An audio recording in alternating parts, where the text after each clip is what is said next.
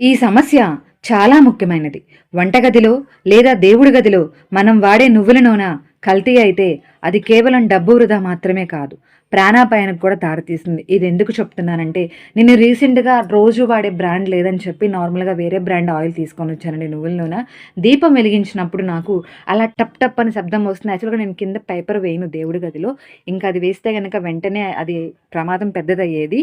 అలా టప్ టప్ అని శబ్దం వచ్చి లోపల ఉన్న పేపర్‌లో కూడా పక్కకవుతున్నాయి. సో, ఇలా వేసినప్పుడు నేను కొంచెం మళ్ళీ బ్రాండెడ్ ఆయిల్ తీసుకున్నప్పుడు ఇలా సౌండ్ రాదనమాట. ఆ వీడియో కూడా మీకు ముందే యాడ్ చేశాను. నేను బ్రాండ్‌ని మీకు డిస్‌ప్లే చేయట్లేదు కానీ, ఆయిల్ ఇలా ఉంటే కనుక అది మట్టికి తీసుకోవద్దండి. ఎందుకంటే అది కల్తీ జరిగింది.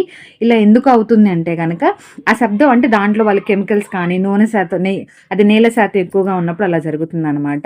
ఇలా ఇది నూనెలో తేమ ఉన్నప్పుడు దీపం వెలిగించగానే టప్ టప్ అని శబ్దం వస్తుంది. ఇది ఒరిజినల్ బ్రాండ్ ఆయిలు. ఇది నేను వెలిగించినప్పుడు చూసారా ఎంత బాగా వెలుగుతుందో. ఇది ఎందుకు చెప్తున్నానంటే, మనం ఆ శబ్దంతో పాటు చిన్న చిన్న నిప్పు రవ్వలు కూడా బయటకు పడతాయి. ఒకవేళ మీరు అక్కడ లేనప్పుడు ఆ రవ్వలు పక్కనే ఉన్న పేపర్ల మీదనో, బట్టల మీదనో లేదా గ్యాస్ సిలిండర్ దగ్గరగా ఉన్న వస్తువుల మీద పడితే అది పెద్ద అగ్ని ప్రమాదానికి దారితీస్తుంది. అందువల్ల మంచి బ్రాండ్ ఆయిల్ తీసుకోండి. లేకపోతే వీలైనంత వరకు నమ్మకమైన బ్రాండ్స్ లేదా కళ్ళ ముందే ఆడించిన గానుగ నూనెను వాడండి. కొత్త నూనె ప్యాకెట్ తెచ్చినప్పుడు మొదట కొంచెం వెలిగించి చూడండి. శబ్దం వస్తుంటే ఆ నూనెను వాడకపోవడమే మంచిది. దీపం వెలిగించే చోట చుట్టుపక్కల పేపర్లు గానీ, ప్లాస్టిక్ కవర్లు లేదా గ్యాస్ స్టవ్ వంటివి లేకుండా చూసుకోండి. భక్తితో వెలిగించే దీపం మన ఇంట్లో వెలుగును నింపాలి కానీ భయాన్ని కాదు. కాబట్టి నాణ్యమైన నువ్వుల నూనె మాత్రమే వాడండి. మీ కుటుంబాన్ని ప్రమాదాల నుండి కాపాడుకోండి. సమాచారం నచ్చితే లైక్ చేయండి. Subscribe to our channel. Thank you for watching.